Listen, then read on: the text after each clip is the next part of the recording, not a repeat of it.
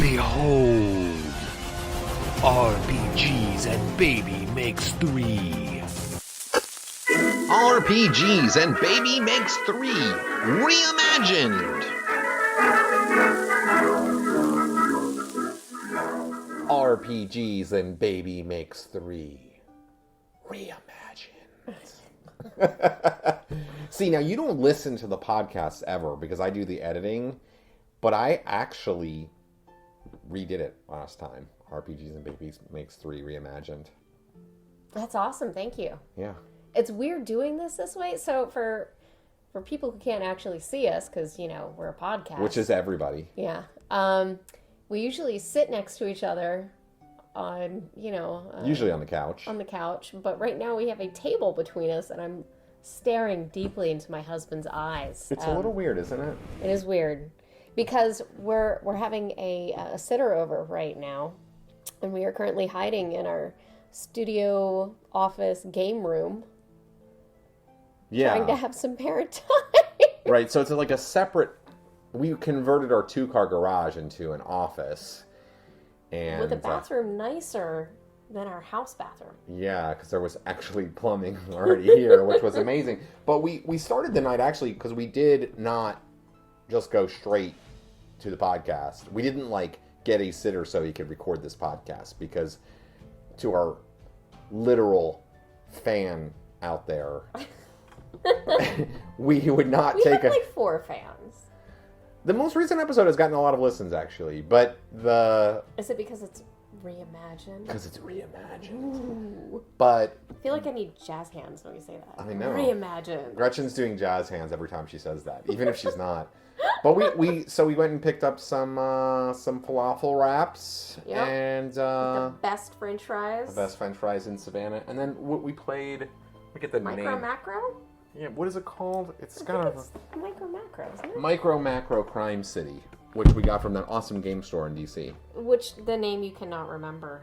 Can you remember it? No, but I'm. You have your phone in front of you, and you're like looking it up. You start by criticizing me for not knowing the name, and then you look. Labyrinth Games and Puzzles. That's such a great game shop. It is. I think we talked about how great it was the last time. I think so too. I think we mentioned how it's divided into like the sections: tabletop, and then collectible card games, and then RPGs. And they had people in every section. Very diverse group. Which was really cool. Oh, and I can talk about it now, because I was going to get you... I saw that they had a Choose Your Own Adventure RPG or board game, and I was like, okay, my husband always talks about how much fun he had with Choose Your Own Adventure. This will be great. And then I looked up on Board Game Geek, because, you know, you got to check ratings before you walk out the door, and they weren't good, to put it gently. And then this guy comes over and works there and you know, just proceeded to talk to me and ask me some questions. And normally I'm the kind of person who's like, oh my God, don't talk to me. But they were the right kind of nerds, though. Yeah. I kind of feel like it didn't feel to me overbearing or totally awkward. And no one was condescending towards me, which is kind of be a bit of a rarity in game stores, because... You know, I have boobs. Yeah, but there were like... And clearly, I have no idea about gaming. Well, there was women working there. There were people of color. There was, like, you know, LGBTQ plus flags everywhere. It was not your typical game store, you know, neckbeard game store. Not that I'm necessarily... not that I'm necessarily, you know... I don't know. I was looking at a neckbeard earlier today. Were you? Yes. For work? Yes. Oh my goodness. let's roll for initiative.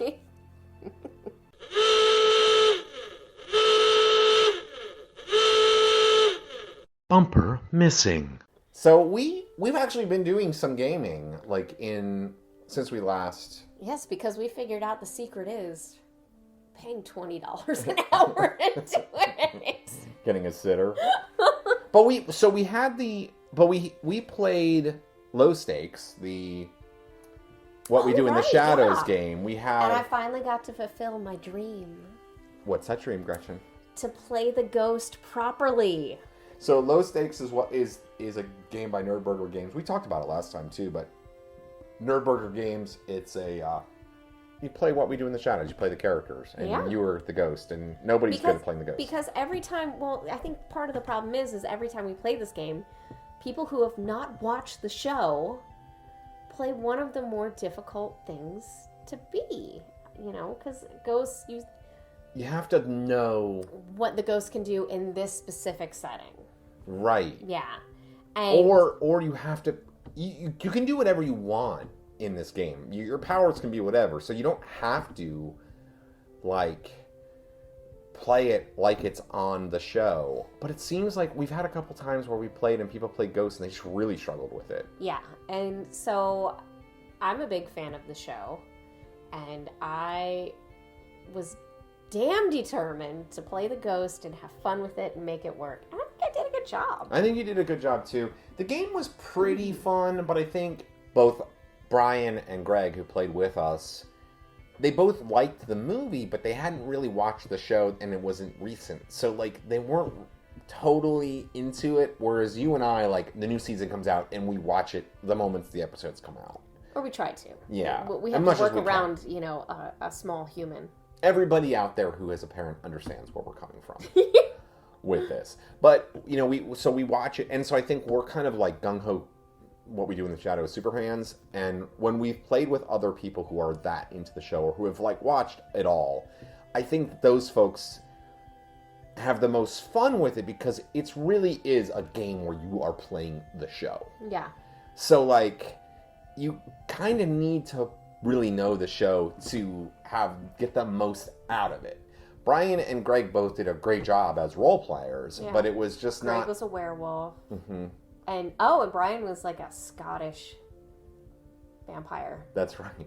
That's right. He actually did a pretty good rogue. Both of them did a great job role-playing. I just think it's hard to get that feel if you don't really know the show. I think they did a good job. Yeah, I think they did a good job too.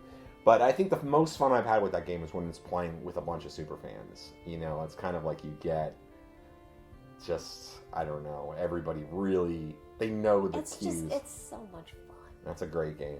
And then we played Aberrant. We did the session 0 of Aberrant, the White Wolf version from 1999. I don't know that we really played it. Session 0. But it's character building.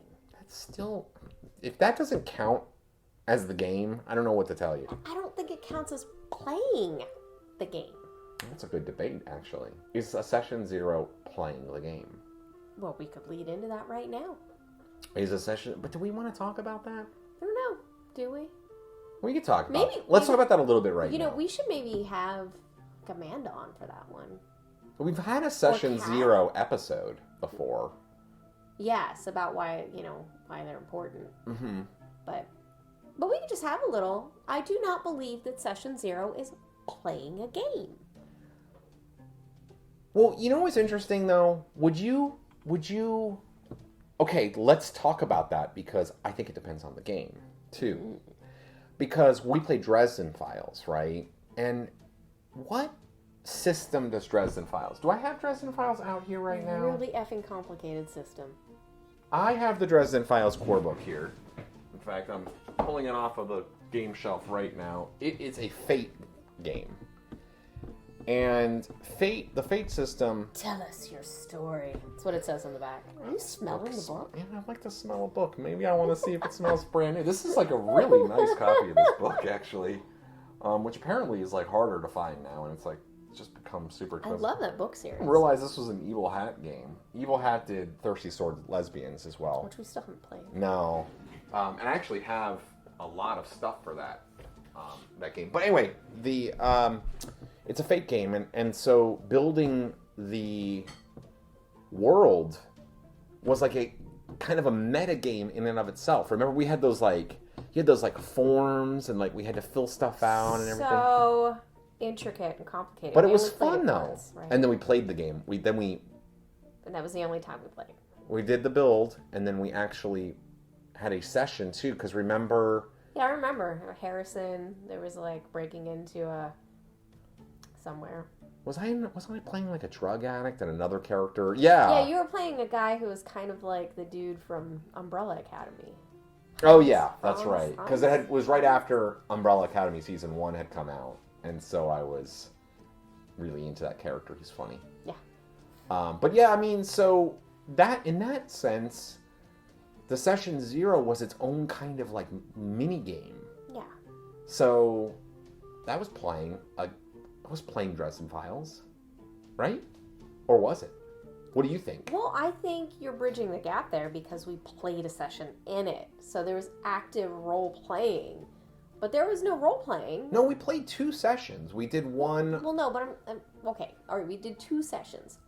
If there was role playing done and your characters were in front of you and you get into the game and you start the motions of playing, then you were playing. But if you're sitting there building a character, that's not playing. It's not role playing, but is it? I think it's still playing though, playing the game. You don't think it's playing the game? No! What is it then? It's the worst session because you have to like come up with your character and all the things and the bells and the whistles and then you have the numbers and then you have the rolls and then... Okay, I think we're getting into some deeper issues, Gretch. Let's talk about these issues. We already had therapy today. You're going to have to wait 2 weeks. I don't think that's playing. I love making characters to an extent. I don't know if you remember, I almost joined a game, Dungeons & Dragons 3.5 game, maybe 2 years ago. And part of that game is we had to create our characters, but we had to build them and create a plan. Oh, yeah. For the character. This is the one where you checked out before session 1. Yes. Yeah. And we had to create the plan for the character, and it had to be up to level 20. And we had to this is where our abilities are going to go, here's where our skills are going to go, and that's crazy. And all this. Whoever was that DM, they're crazy. We can debate that or not. I don't know who it is, but they're crazy. I actually can't even remember his name. He's a nice enough guy. I know, but there needs to be fluidity in everything. It can't be rigid. You have to be able to go with the flow. Well, I mean, I think that is a little bit silly because it's like you're about to graduate from high school and you plan out your whole life and then it's some idea that you never change that. Yeah, no. You know what I mean? It's that doesn't make any sense to me. So I kind of hate it. Not even kind of. How did I go from being a marine biologist to a photographic retoucher? Well, but it was interesting. The interesting thing about it, though, was I can't do math. The character, though, I still have that character, and it's obviously totally well designed. I know exactly what it can do, and I mean, it's all there. But why even play the character then after that? Because you know where you're going to end up. Yeah, that's a good point. I mean, it's not though. I mean, that game was obviously going to be so mechanical because when you're talking about doing that level of mechanical pre-gaming, character creation, that meant something totally different in my 20s. I know, seriously. That was a long time ago. But if you do so much of that, you're going to do it. It wasn't going to be a role-playing game. It was going to be a game where there's going to be a lot of mechanics. And one of the other players, who was the GM's best friend, was talking whenever we would have sessions, and he'd be talking about stuff. It was always mechanical stuff. So you knew that what you're going to do essentially is be playing a strategy game. Not necessarily a role-playing game. No. So in that circumstance, it really is what is the point of actually playing the game? Because really what you're doing is you're going through the game to enact mechanics of your character. Whereas what you and I don't want to speak for you specifically, but what I really enjoy is the role-playing. I almost never really care about the power level of my character or what my character... I can take my character, whatever. I absolutely care about leveling up and stuff. An interesting character. I actually don't. I don't level up. I was really bad at leveling up in video games too. Yeah, I'd, you were. Hoard my leveling up for Fallout for no reason. I don't know. Like, I have 8 commitment levels. issues, except, I've been with you for 24 years and we have a kid, so that's plenty of commitment right there. Lord almighty. I feel it every day too. But I actually been reading the Aberrant book. Yeah. Okay, cover to cover. I don't know if I'm impressed or dumbfounded. Well, I talked to you. I kind of mentioned this to you. So, the Aberrant RPG books. It's about 300 pages. It's like technically 285. We should get dramatic. Did you bring it in here? You should let it. I don't on the have table. it. I don't have it in here. It's in the house because I'm not done with it. I have 27 more pages to go. But Does this count for your Goodreads reading challenge? Oh, it's on. It was in Goodreads, so I Was put it on it? there. Yeah, so I put it on there. If you don't know, Goodreads is like a site where you can kind of track your reading progress throughout a year. It kind of helps me keep on track with reading because I do love reading, but sometimes I can get distracted. Although I do have 7 books that I'm currently reading according to my Goodreads because I've put some aside for a bit and gone to other books. I actually started another one last night. It's really hard for me to do that right now. I started the 5th season, the 2nd book of the 5th season. Well, wait, we'll talk about our books. Yeah, at the end. We always talk about books at the end. But I've been reading it cover to cover, and it's been a really long time. I mentioned this to you. It's been a really long time since I've read a chunky RPG book from cover to cover. I haven't had time to do it, right? I mean, do you have time right now? You just fit it in where you can. I read a little bit every night, here and there, and whenever I have a tiny break, I'll try to pull it out. The child steals your reading light. I mean, I actually brought it. I thought we were going to go to dance today. I was going to read it while he was at dance class, stuff like that. But what I really want to do is one of the things I always... There's something that happens in lots of RPGs, especially in Dungeons & Dragons, but people learn how to play the game, but don't read the rules. So people are taught how to play, right? And it's happened with you. Yeah, tell me more. So people are taught how to play. I feel personally attacked. And it's interesting because there's a lot of house rules. A lot of house rules, and so people literally don't know how to play the game rules as written. People learn how to play the game based on the game master who's running it a lot of the time. And then you might find rules, like when you have to look up something really specific, you'll be like, oh, I've got to figure out, I'm running at somebody and I'm going to try to tackle and bash them. So I look them up, and then you find out some detail about the rules that nobody has been playing with the whole time. Well, yeah, but I feel like you're kind of going the opposite direction. So the idea was we would do our character building in session 0. And Rob and I roll up expecting to do character building. And everyone else, the 3 other people, Garrett, Howard, and Travis, have already built their characters. Basically, and they're Travis totally said he done. had 10 different characters? I think it was 12? I don't know. And Rob and I looked at each other and we muted ourselves. We're like, what the hell? We're the only ones that haven't built their characters. Look, I have literally not even opened the book yet. I hadn't even opened the PDF of the game book if you haven't, you sure as hell know I didn't. You probably don't even know what it was called before we showed up that day. Did you know what it was called?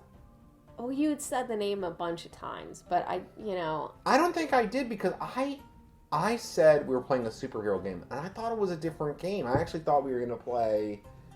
What's the other game? It wasn't Mutants and Masterminds or Marvel Superheroes. It was another game. So now you want to show up to session 1, throw the book down dramatically, and you're like, I'm ready. And then I'll be sitting there, what are we doing? No, the real reason why I was reading it... I read that book because we're playing that game. So it had some, direct value to me right now to read that book. Because we're going to play. So I, have that information. But I actually just kind of want to learn a little bit more about games and systems to have a better sense of, what I really enjoy. Because I kind of like a balance between crunch and mechanics and roleplay. Like, it's not... I don't really like a game that's too crunchy in terms of in-gameplay crunch. Which is exactly why I bowed out of Ravenloft. It was too much for me. Yeah, too and we're many- going to talk about Dungeons and Dragons here. Oh, yeah. But I do like a little bit more of crunch when it comes to leveling. I know you don't enjoy doing the leveling, but I kind of like... I like knowing that I get some experience points and my character gets better. I like that. I like leveling a DragonLance. I mean, I didn't get to it till later. I just delay leveling, period. But I like doing it in Supernatural because, you get some more bells and whistles. But with Pathfinder, it was just too much. Yeah. Too much. Well, that's the point that I'm kind of getting at, is that there are so many RPGs out there right now, and there's not enough time for us to play all the ones we want to play. So I want to get a better sense of, like, what do I really enjoy? And I will tell you, I really liked, I think it's called the Storyteller system, or I think that's what the White Wolf system is, but the D10 dice pool system that is like Vampire the Masquerade and Werewolf the Apocalypse, and of course Aberrant is one of those games as well. And although it's not a World of Darkness game, but I liked the vampire system, and so like I wanted to read it because I wanted to kind of see if it's something I really enjoy. Now, I will tell you, I'm a little bit annoyed by the minutia of the rules in the core book. Like, I'm reading it and there's like some details about it that, like, I don't know, the way, like, dice pool versus like ads and all that. But I was telling you, and this is the case in like all kinds of games, whether it be role-playing games or board games, is a lot of times something that doesn't make entire sense, like when you're reading it, when you actually play, becomes super intuitive. And I remember that those White Wolf games a lot of times ended up becoming really intuitive. Like, you'd end up, like, you get playing and it's just like, you're always doing D10 dice rolls. There's always the same target number every single time. And so, like, it's always 7. So you're like, you just grab a handful of dice and you roll it, and anything that's higher than a 7 or higher, it's a success, and you try to build successes.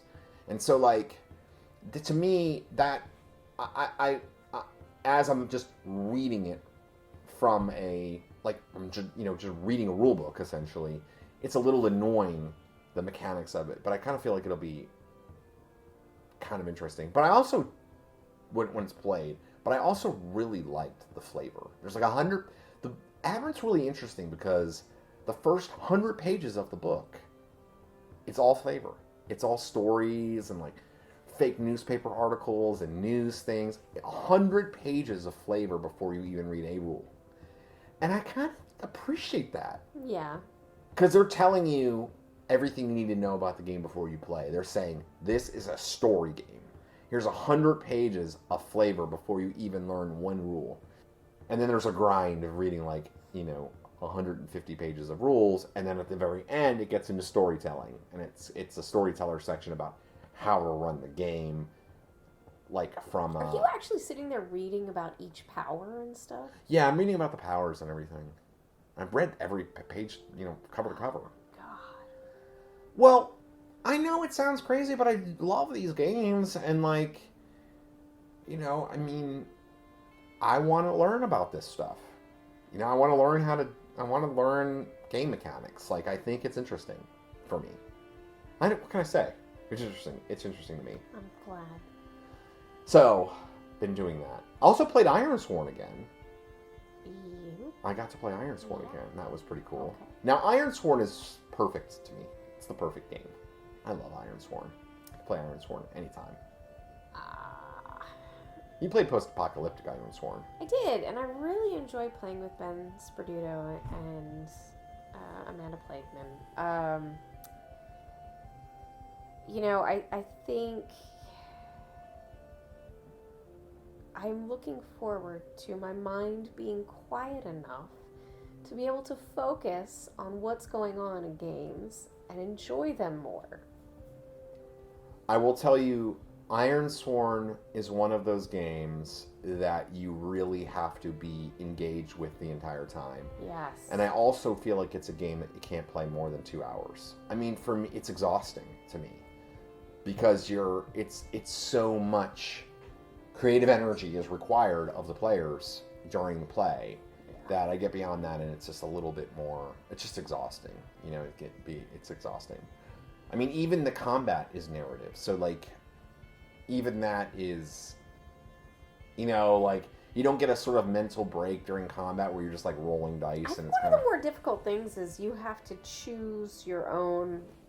Like, if you mess up, you have to choose the consequence, which is hard. Yeah, but that's half the fun. Yeah, but it's hard. It is hard. Yeah. And we had crazy stuff happening in the Post-Apocalyptic game. It was too bad we couldn't continue it because of Lincoln's deciding to stay up until 10 p.m. every night. I think we're getting better now. I think so too, for sure. Yeah. I mean, at least on my nights. I know, that's pretty crazy. Well, should we get into our main topic? I mean, because we've got we've been something... jibber-jabbering for 27 minutes. Well, let's get into our main topic then.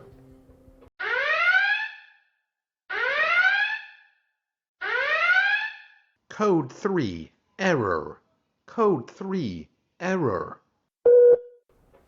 Our main topic tonight. I'm kicking an ant's nest.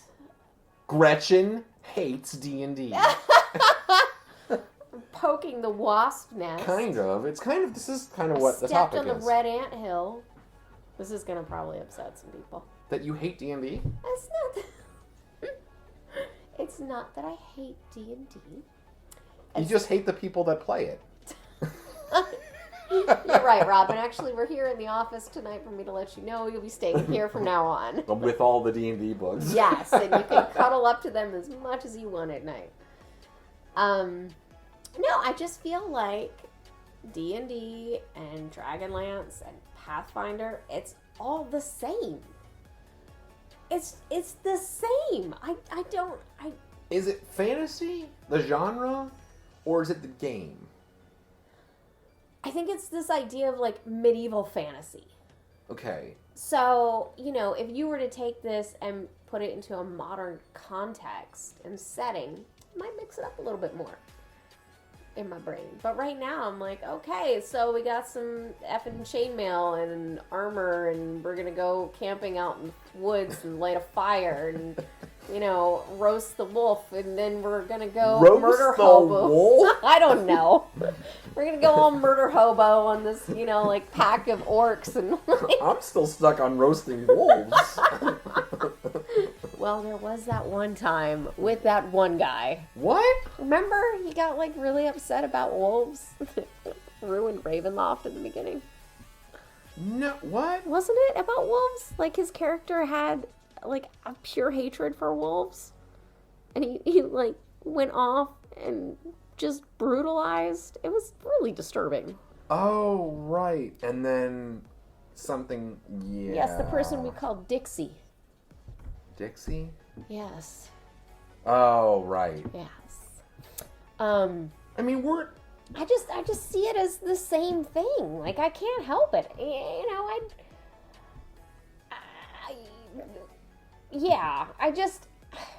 don't know. And I played D&D with you a little bit when we first started dating, and then I had zero interest in it, and I started playing again because you were so hyped about Dragonlance, and there was this option to play a Kender, which I really thought was pretty cool because, Tick-Tick's a great character. I love Tick-Tick. But then somehow it branched off into doing more D&D. I don't know how I got sucked into this. I'm sitting here and I'm looking at Call of Cthulhu, and that's something I can get behind. I still don't get the mechanics, and thank goodness Nick is such a good DM or GM where he will They're tell called, me it's called a keeper. a keeper. And, yeah. Well, he's so good at it that he'll just let me know that I'm insane at a certain point, and here's what happens. Nick is an excellent keeper for well, I still want to get him on the show to talk about. Yeah, well, system for those mastery. who are wondering, Nick is he actually plays in the Temple of Elemental Evil game, which we have as an actual play stream on the RPGs and Baby Makes 3 YouTube. And so Nick is in there, and that's the same Nick that we talk about. And he's an excellent, excellent keeper. He also just a really nice guy. Yeah, too. he is a really nice guy. I really like Nick. And it's been interesting because we've played a couple of games where he's had to deal with some wackadoo stuff, and it's nice seeing how he handles it in a way that I probably wouldn't be able to handle it. Nick, I always talk about system mastery, but Nick has absolute system mastery over that game. And so, like, anything comes up, he just calls out the rule. I'm kind of that way with 2nd edition Advanced Dungeons & Dragons as well, because, like, I can be like, oh, yeah, you're +2 for this, or you're -4. Don't forget your tumbling. That'll give you -4 to AC, or whatever. Like, I know the rules so well that I can call out other people's rules, like, as a DM. And I try to help you guys out with that, because DragonLance... I mean, you literally have to hold my hand.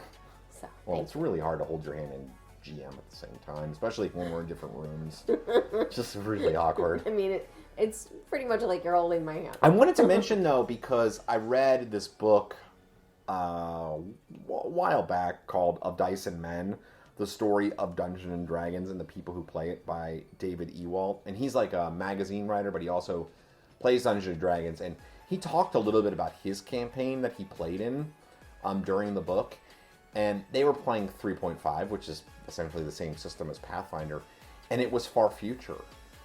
And it was in it was in America. And it was like post-apocalyptic far future where, like, vampires had kind of, like, taken over the world. I think it was called Vampire World is what the DM called it. So, like, vampires had sort of taken over the world, and they were wizards and fighters. It was all the same character classes and stuff, but it was... So it was D&D. It was, but vampires. It was D&D, but it was, like, it was post-apocalyptic America. So the setting was post-apocalyptic America. You know, like the books... Could I get behind that? Could I do it? I feel like, I don't know. Like The Magicians, you know that series of books, The Magicians, and then they had the show on Sci-Fi. Yeah. Which I know you watch. Yeah, and I read all the books. I read all the books as well. And I watched the show, too. I didn't watch the show. I watched some of the show, but I was, like, really stupid. So it's... Not going to say it got better. I actually don't even think the books were that great. I thought the first book was good and they got progressively worse. But regardless, in that, for example, like, they do magic and they still use, like, their hands, and there's, like, magic stuff, and there's even that, like, other world that's, like, almost medievally magic-y world, you know? Yeah. But it's also in our time period. Like, it's contemporary times. And I think that's what, you know, he talked about that in his campaign, in his book. He kind of talks about he goes back to his campaign every now and then. And D&D doesn't have to be a medieval fantasy game. And in fact, there are numerous, like, there's a steampunk setting, for example. Eberron is sort of a steampunk setting. We've never explored that before. There's a space setting. And you got Spelljammer. Maybe that. Wait a minute. I think Spelljammer, it's really crunchy, isn't it? I mean, it's just as crunchy as all the rest of D&D. Then no. Okay, so its theme, which is medieval fantasy, that's A, and B is the crunch is too much for you. Now, in my opinion, Pathfinder 3.5, and I don't have a lot of experience with 4th edition, but Pathfinder in 3.5 to me is the crunchiest version of D&D because the skills. I think the skills and feats and everything, the character classes are so variable with what you can do with them, which some people love. Some people love to be able to, like, super customize your character in that way.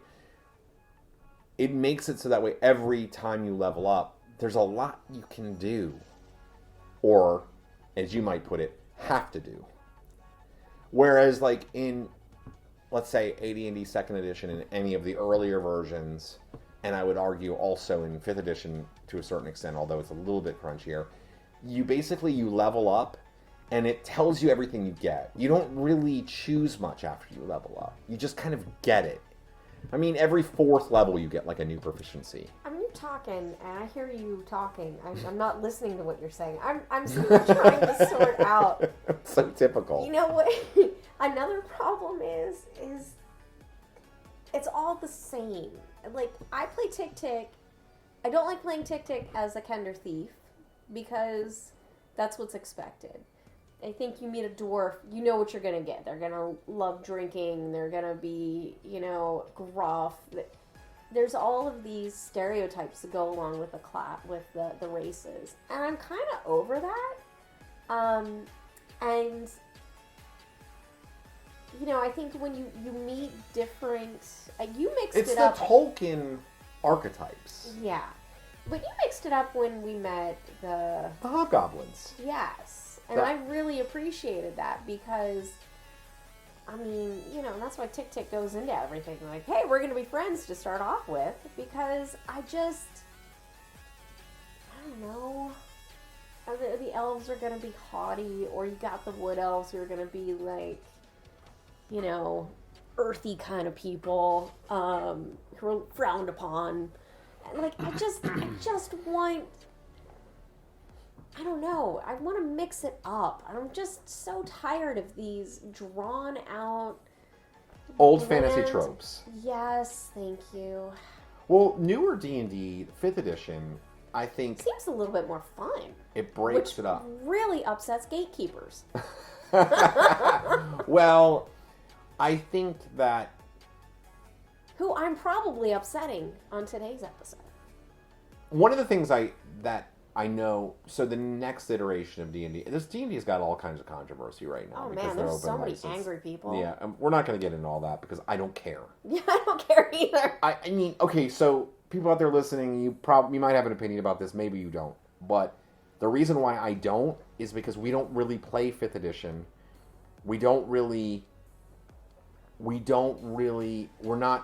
I feel for all the people who are publishing stuff. It seems like it's a real mess, and like I feel for all those people. It seems like Hasbro is kind of screwing folks over, and that's messed up. But it doesn't impact my gaming one tiny bit. I'm not subscribing to D&D Beyond. I'm not doing any of that stuff. I don't care about any of it, So like for me, it doesn't matter at all. But one thing that they are doing, and I know the next iteration, is they're getting rid of races, and they're changing it to species. And they should have done that a long time ago. But also, with the newer books, they are allowing all kinds of different stuff. You choose the flavor. The good part about that is, it breaks all the stereotypes. The bad part about it is, you have more work to do.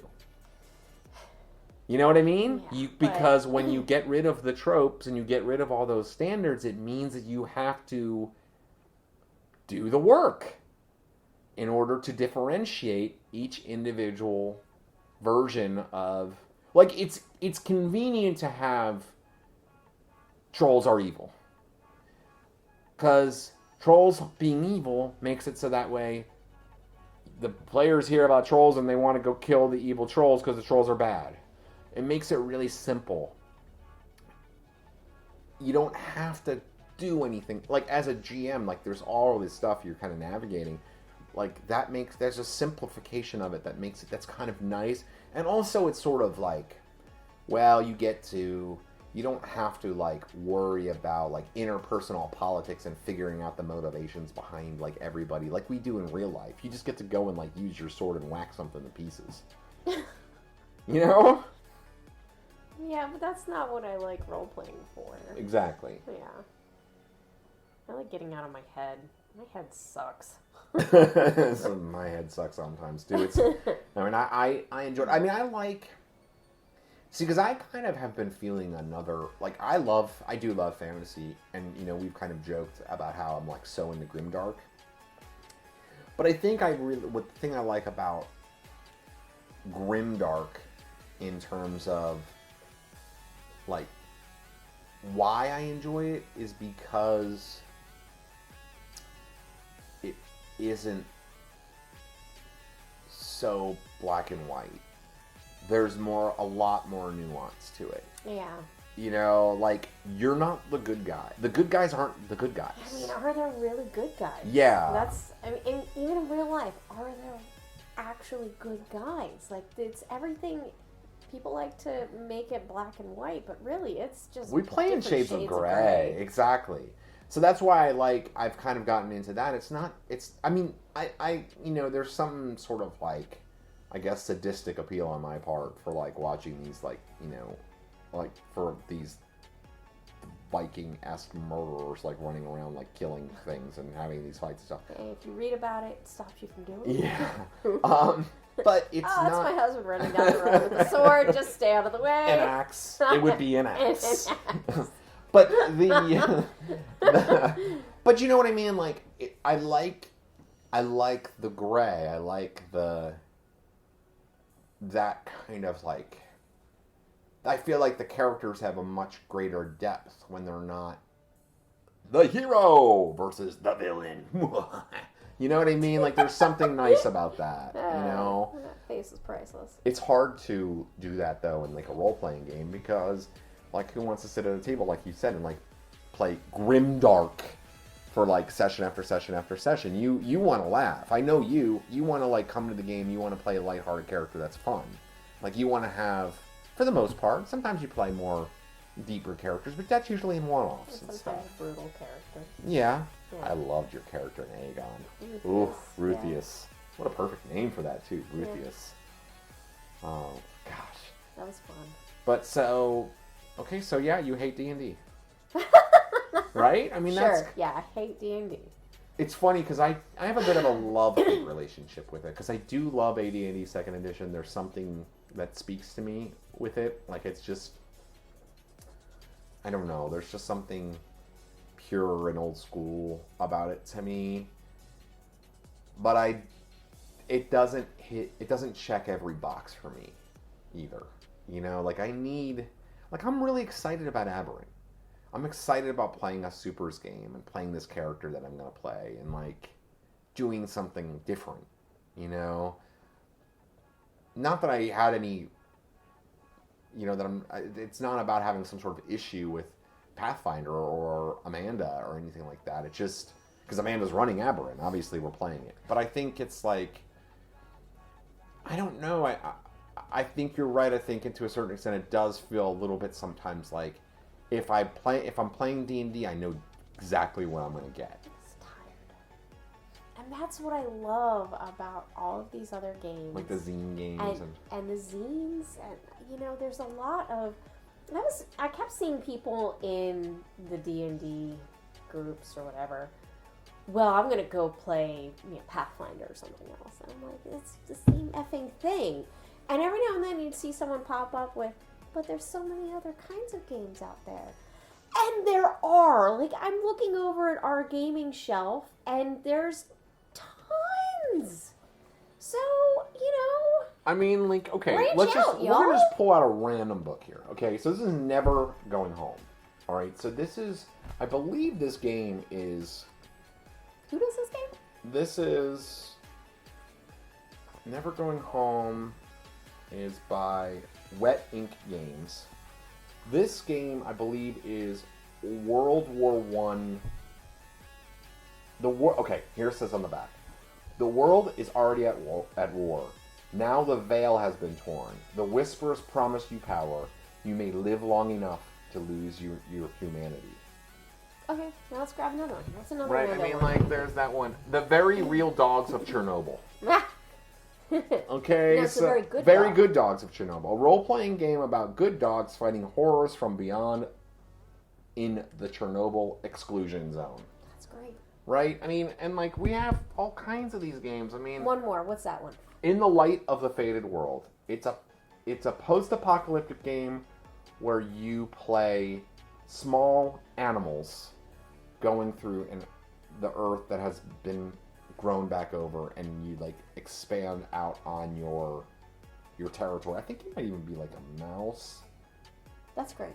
I love it. You play as small creatures venturing into the spaces presently extinct humanity once occupied. See? Secure your burrows and nests by recovering ancient artifacts. Reclaim and discover the spaces once occupied by gone folk. Forage for new food sources, but travel carefully, little ones. The gone folks' spirits remain trapped in their massive tiled stone dens, as do the roving gangs of cats. Oh. I mean, like, okay, this isn't going to be for everybody. No. But something out there will hit. And this book, by the way, I loved. I backed this on Kickstarter for one of the zine quests. It's a 42-page long book. This guy was awesome. I want to give the creator a shout out right now. Let's see. I don't know. Derek Kinsman. When he would do these updates, and he'd be like, "This is the music I'm listening to while I'm working on the game," and he had these enormously long updates, and it was like it was total labor of love, and he wasn't working for a company. He's like self-publishing, so it was just his passion, right? And it's like, and the artwork on the cover is gorgeous. Beautiful artwork. It's I think her name's like Amanda Lee Frank is the artist. There's some really nice art inside here. Like there's like a locust and a tree frog. You can't really. I love it. Yeah. I mean. And who does the Very Good Dogs of Chernobyl? Polymorph Games? But I mean, even like Kids on Bikes or 10 Candles. Kids on Bikes, yes. Or, Junior Brave's Survival Guide to the Apocalypse is a Kids on Bike hack. So like, there's lots of really good games out there. And we haven't even played any of these games yet. Okay, yes, you're right. We haven't. Because we put all of our time in. We paid $20 an hour to play the game. To play the same game. I don't know. I mean, that's the thing is, we talked about, nice catch. Well, this is The Price of Coal, by the way. Here's another game, a story game of labor rights. The Price of Coal is a card-based storytelling game about coal miners and their loved ones in West Virginia in 1921. Evocative prompts guide you through a year of struggles and triumphs in the community, leading up to the Battle of Blair Mountain. Together, you'll fight for your rights and your union. How will you stand up for each other when the system fails you? I mean, nothing like playing a based on real life Appalachia game. That's what that sounds like. Uh-huh. There's a new Appalachia game that's just coming out. Or like the D-Sanction, which we played. Yeah. That was a good game. There's so much good stuff out there. It's the very same reason you and I tend not to reread books. Because there's just so much out there to look into and to explore and to enjoy. I think one of the things about D&D is, and I fall into this trap all the time too, is that D&D makes you think that you're going to play this... Somebody's at the front door. Makes you think that you're going to play this epic storyline, and your character's going to grow in power, and like kind of at the end you're going to save the world. And you're going to do all this stuff, and it's going to be Matt Mercer and Critical Role, and it's going to be this whole thing, and it's going to be... That's what it sells you at the beginning. But it never ends up like that. The campaign ends halfway through, and like, you end up like grinding out. You play whole sessions where you're at the freaking store buying random goods, and like, oh my God, you try to figure out where you're gonna go, and like even us, or people are sorting out what loot came out of what. Mm-hmm. I just don't. It doesn't end up being the thing you think, and it takes so many hours to like even get to that. When you get a game where it does follow that whole path to fruition, it's awesome. But almost no games do that. I ran the Compass Knights of Ortolan which was... Which people talked about for, 3 years. That the ended 10 up... years afterward. That was one of the few games, that I know of, and I'm not patting myself on the back, but I ran that through all the way to the end, and essentially they saved the world at the end. That was awesome. That fulfilled the promise of D&D that I think people have in their heads. But the fact is, it almost never ends up like that. Yeah. You play, and everybody gets shorter, and that you can finish, and that you can just have a good time. And we played a 3-session campaign of Agon. That was great. Perfect. Yeah. We played Blades in the Dark, 3 sessions. We were a crew. We did a couple things, and it was all sort of interconnected. Yep. Awesome. And then when we were done, we were like, I would play this again. Yeah. We were all excited. And that's what I like. Yeah, and it was like, it doesn't mean that it always has to be that, but I kind of feel like, or D-Sanction, 3 sessions. We played 3 sessions of D-Sanction. Play something different every time. Also have different people to play with. That's nice. Yeah, I agree. You get different voices, get different, I don't know, ideas. Different minds. Yeah, I like it. And again, like you said, there's only so many ways that you can play a dwarf. Yeah. Before it kind of gets old. Yeah. All right, well. There we go. So the conclusion is Gretchen hates D&D, play other games. Yep, there we go. All right, well, let's finish up this episode then. Yeah. This is the end. So we're going to talk about books? Yeah, I just read a big honker. Oh, yeah, okay. What'd you read? You have been insane with your reading lately. Yeah. Talk about it. So so according to Libby, it was 1,700 pages. And it's called Empire the Vampire. 1,700 pages? Yeah. One book? Yeah, it's big. You've been reading it that whole time? Oh, no, it took me a few days. Some days? I don't know, it was like 6 or 7 days. You read a 1,700 page book in 7 days? Holy crap, you have a lot more free time than you realize. No, I just stay up later reading. Wait, let's see. What is the actual page count? All right, what's the name of the book and who is it by? Empire of the Vampire. Okay, well, hold on. Let me... Did you put it in Goodreads? Did you read it in Goodreads? Hold on. Okay, so according to Libby, it was that many pages, but those are smaller pages. So according to Google, it's 752 pages. So there you go. Okay. Okay, it is by J. Kristoff. Yeah. All right. And I saw... What's it called again? Empire of the Vampire. Okay. I saw someone on Facebook do like a piece of artwork with the book that had lips and fangs and a tongue and stuff. And I just thought, okay, well, let me look at this book. What is this book about? And people really love it. So I started reading it, and it's about this guy who is known as the Last Silver Saint, and it feels a little Vampire Hunter D. That's okay though. Where he and the other Silver Saints are half-breeds, half-bred vampire, half-bred human. Blade. There you go. And Daywalker. And there's certain clans that they can come from that have their different traits, and it's about them trying to stop the influx. So something happened they called Day's Death, where the sun no longer shines as it should, and so vampires start taking over. And book 1 is about his struggle to it kind of introduces everything that's happening, and he's the last one, so what happens, what leads up to this? Or is he the last one? I don't know, because it's just he's jumping around telling his story in these different parts. And he I don't know, it's well written. The characters are they're big.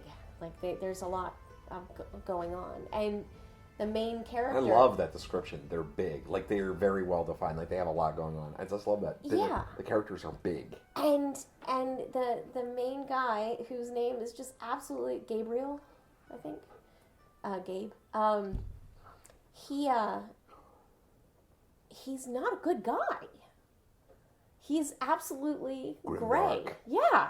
I mean, the stuff, the brutality that happens is just... oh my God. And the tragedy too. Like it's heartbreaking at times. And I just really liked it. And thank goodness that Jay Kristoff finished writing book 2 in December. So oh, really? Too long to wait, yeah. Which is really nice. Wait, it's already come out in December? No, he finished it, so now it's in the editing phase and stuff. Oh, okay. See, but you won't have that long to wait. That's good. No. That's awesome. Yeah, I actually last night started reading The Obelisk Gate, which is the Broken Earth trilogy, the second book in the Broken Earth trilogy. The first one is called The Fifth Season. It's by N.K. Jemisin. It's post-apocalyptic. By the fifth season, what they mean when they say season, it's basically like a season of apocalypse. So it's like the fifth apocalypse has happened. Wait, doesn't the term apocalypse imply like the end? They don't call it apocalypse. Okay. They just call it a season. But that's from what I mean is like it's like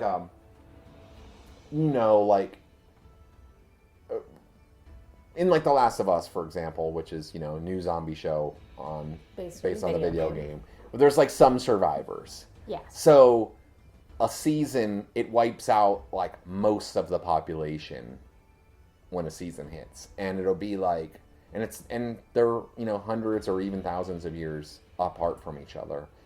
And each of the seasons is like a different type of apocalypse, I guess you could say. Call it an apocalypse or whatever. They go into some of the details. But actually, they're doing an RPG on it. And I found out they're doing an RPG of it. And I had read the first book. And when I saw they were doing an RPG, I was like, oh, I want to read this. That reminded me I wanted to read the next book. When I read series, I don't go necessarily all through it right in order. Like I'll read a book and then I'll read something else and I'll come back to it because there's a lot of series that I'm reading, and so and I just kind of need sometimes. It takes a little bit to hold your attention too. It's not just about holding the attention. It's just I get a little tired of a style or whatever.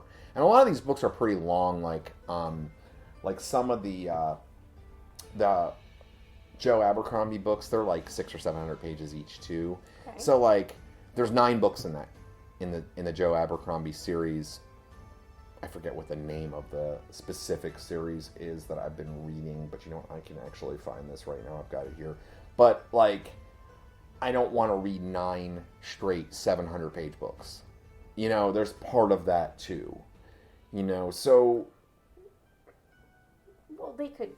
If they're good, they might capture your attention. The first law. No, they capture my attention. There's no doubt about it. I mean, they're good, but they're great books, actually. I think Joe Abercrombie's a great writer of grimdark and stuff. But I don't really feel I like to have different voices in my head, I guess you could say. You know what I mean? I like a different writing style. No, Rob, I don't know what you mean. And The Obelisk Gate by N.K. Jemisin it's written as though it is speaking to you. So she'll be you walk into the front door and you see this, but you think this. It's a little off-putting at first, but even when I started reading the second book, I was like, oh man, I hate this. Even though I had read the first one, I kind of had forgotten. I read 10% of the book last night. Okay. So I ended up reading 40 pages last night. So as soon as I got, after it kind of settled in, I didn't even think about it again. But it's just such a different way. And she does a really excellent job of creating a language. Certain books will do that where, especially because it's post-apocalyptic, where they have slang and me and made up languages. It's not a made up language. It's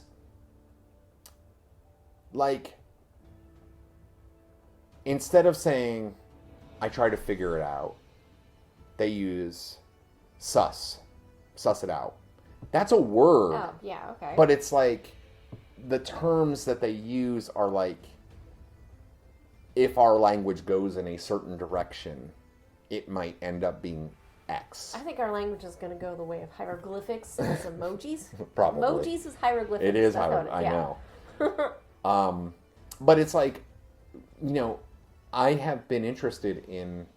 I have actually... A lot of, like, the books that I've read, I believe that the Joe Abercrombie series, First World, I think that's all post-apocalyptic.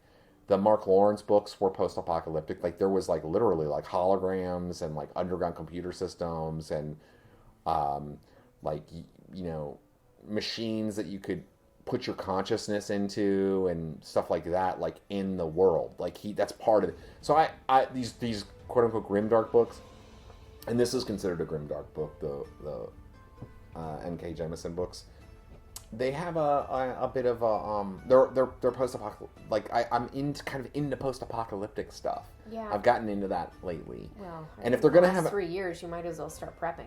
I've been wanting to also, like, from an RPG standpoint, I've been wanting to play a good post-apocalyptic RPG, but I don't want to play a zombie game because I kind of feel like zombies are tired too. A little bit. I mean, The Last of Us has been great so far, the first couple episodes. But I really like the idea behind it. It actually seems plausible, as in absolutely fungi and taking over. What is it? What are they? It's cytosaps. I don't remember. Yeah. You're good with that kind of stuff. But it's the fungus that takes over ants and bursts out their head, and it's crazy. Yeah. And it's real. It's a real fungus. Yeah. And I really feel like, I could. And it just adapts to working humans. We're screwed. So we should play role-playing games so we can have as much fun as we can. Why stick to one... D&D is like cheese pizza. Why not add all the wonderful toppings to it before we die from some horrible thing that's going to kill and wipe out the world? I wouldn't say D&D is like cheese pizza. It's I would like say cheese pizza. I would say D&D is like... I would say D&D is like Papa John's pizza. No, it's like old reliable. I don't even know that it has like a branding really. No. What I mean is like you can get different flavors on it and stuff, but it kind of all tastes a little bit the same. Like if you get a Papa John's pizza, you know you're getting Papa John's. Yeah, I guess. It's not. It's like slightly worse than average. If you were to put down a slice of pizza in front of me, it was Papa John's. You would without telling me it was Papa John's. You could have any toppings on it, I mean, and it's you the would same know. thing for like Domino's, Little Caesars. Right, but there's also like Even had it into mellow mushroom territory. But so see, like. Yeah, but mellow mushroom's pretty different in terms of like. Yeah, but you don't think you could recognize a mellow mushroom slice I could from recognize like a a mellow. Donato's? Yeah, but wouldn't you agree that mellow mushroom pizza tastes dramatically different from Papa John's pizza? Yes, it tastes good. But you don't think that D&D and Pathfinder are very different. And Squirrel's pizza's good too. And that's different. And pizza Victoria. I like pizza. Mm-hmm. Yeah. I'm not even hungry and I like pizza. Yeah. Have we talked enough? Are you done? You know what? I think we should count how many minutes each of us talk through an episode just to see where we're at. Well, we know I talk more than you, and it's not really... I'm just curious how much for. A lot. Probably a lot. I feel like you've talked a lot on this episode, though. I have. I mean, you had a lot to say about your hatred of D&D. Yeah. And we're gonna see that one, hate email that comes in that we never check. Oh, you check it. I check it I all don't the have time. the password, so. I check it all the time. So, and you're always disappointed. No one loves us. Nobody ever sends... Well, no, that's not true. People like it, and sometimes people will comment on YouTube and stuff. It's pretty good. Rule number 1, never read the comments. I read the comments every single time. Shut up, Frank. F you, Frank. That's a super inside joke. Yeah. Listen to episode 2 of Temple of Elemental Evil, the actual play, and you'll know what that means. I just want to say, aren't books awesome? Isn't reading awesome? Like, I love reading. Yeah. Like, Yeah. in terms of, like, we talk about role-playing games in here a lot, but, man, I think role-playing games and reading, it just goes so hand-in-hand. Like, Yeah. to me, it's storytelling. It's just another kind of storytelling. And, like, whenever reading those books and stuff, it really informs... Oh, I want to talk about one other thing. Oh, God. What? I get to write about D&D. For the newspaper. For a local newspaper. I get to write a feature. Has the Savannah Morning News ever had an article about D&D? Yeah, there was a woman... You know what, actually, I think they might have been non-binary, so my apologies there if I'm getting that incorrect. But there was a person who did a weekly bar D&D game over at one of the local bars downtown. And yeah, they were definitely non-binary, and there was a little piece about that person and what they were doing over there. Oh, okay. But this is a feature about D&D that's going to be... So Ghost Table Games, Kat, who talked about 5th edition D&D in our Edition Wars episode. Also has a son named Lincoln. Also has a son named Lincoln. She is one of the organizers for Ghost Table Games, which is a Savannah-based gaming community that does things for charity. They do online games and they do in-person games. Well, they started a new game over at the VFW. The VFW. I was a little surprised by this, but I mean, she is... Foreign Wars. Those are combat veterans, too. Is VFW's combat veterans. So they're doing this event there as a monthly event as a benefit for veterans. And not only are they running D&D games, I think they have 3 tables that they're doing, up to 8 people per table. But they also have, like, specialty food and drink, like, you know, named after, like, silly stuff and everything like that. And Kat was telling me, actually, because it's a really cool bar and they have, like, a courtyard area and stuff like that, that she's also trying to put together a monthly Vampire the Masquerade LARP, live-action game there at the VFW. Now, I would love to see old school veterans watch LARPing. You know what, though? I have played...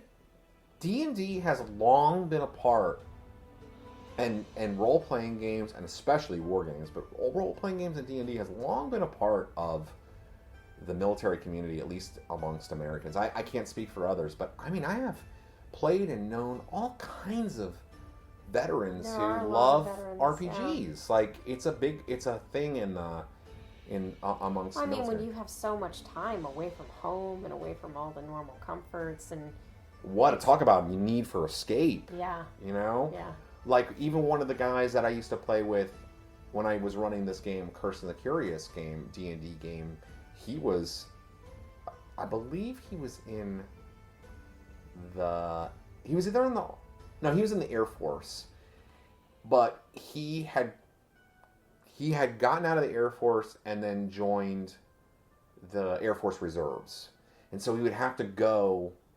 It was like 1 weekend a month, but then and also 1 month a year or something. I forget what it was, but sometimes he would play with us and we play online. And he played with us one time. He was in the Middle East, in his barracks. He had his gear on and stuff. His military uniform on, and we're playing there, and you can see military, other dudes in his company were all around him and stuff like that. So I think it kind of makes sense. I don't think it's and Kat's a veteran. Yeah, but that's why I made the distinction, older veterans who. Yeah, well, and it's combat veterans the VFW. Yeah. It's a different kind of vibe, but I mean, Kat is. If you don't like Kat, you're the problem. Kat is so delightful. Well, I don't know. She gets pretty sassy on Facebook and local community stuff. It's pretty entertaining sometimes. Yeah, but even if you were to disagree with Kat, if you met her in person, she'll charm you. Oh yeah, she's so cool. Absolutely. But man, she sets some fires. Yeah, she does. That's true. I love it. But anyway, I get to write. It's a feature too, which was crazy because I pitched it to my editor because I just really wanted to write about D&D and get paid for it, and he was like, "Yeah, let's do a feature on it, and I'll send the staff photographer out with you. I want you to go to the game and So I got to like go and play and like kind of like write a story about my experiences. And since it's a feature, it's probably going to be a front page kind of story. Are you going to interview people who are there but aren't playing? I'm going to kind of read the room, but I'm pretty good at that. I mean, I'm good at interviews. So I'll do a bunch of interviews. It'd be interesting to get the perspective of people who aren't interested in role-playing or, in the future LARPing, and just kind of see what they have to say about it. And because, they're running beginner games too, so they have like it's beginners, and they have beginner. At least one of the DMs will always be a beginner, and a beginner DM are specifically designed for beginner players, and they'll have pre-gens and stuff. So you don't need to have anything. You literally can show up and play, and it's $8, or if you buy a meal, it's free. So you get to play the game. I'm curious too. Yeah, I would be interested in exploring and finding out. Maybe we should do an episode about that, about military personnel who do role-playing. And I think that'd be cool. Because we know that role-playing has a very therapeutic effect on people and can really help. And it would be... I don't know. I'd love to hear some stories. Well, if you've listened to this episode and you've gotten this far into the episode and you are hearing this and you are a veteran, or you know some veterans who really like this game, please email us, rpgsandbabymakes3, that's the number 3, @gmail.com. We'd love to hear from you, and we'd love to talk to you, because I think it is an interesting topic, because, as being somebody who is not a veteran, but having encountered numerous veterans in the gaming community, I would be curious to see what that's like, the gaming community that is within active military, and what that situation is like, and what kind of games. Has it always been acceptable? And we know it's becoming more acceptable now to do role-playing. I mean, there was that Indeed commercial with the whole D&D setup thing. So we were watching NFL football playoffs, okay?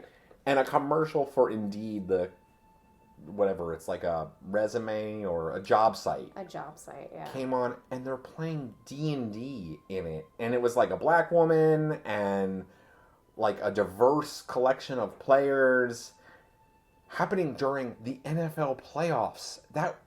It's not just that commercial exists, which is crazy enough on its own, but when it was being played, it was being played like in between probably like a beer commercial and probably some like online gambling thing or something. I really appreciate what Indeed did there. They really just, I don't know, reached out to a different community. I thought that was really interesting. On multiple levels. I'm really appreciative of that. Gosh, this is going on a really long episode. That's okay. Let's call it quits, Gretch. It's been a pleasure to talk to you. I know. It's $20 an hour for us to talk right now. We just spent $30 on this episode.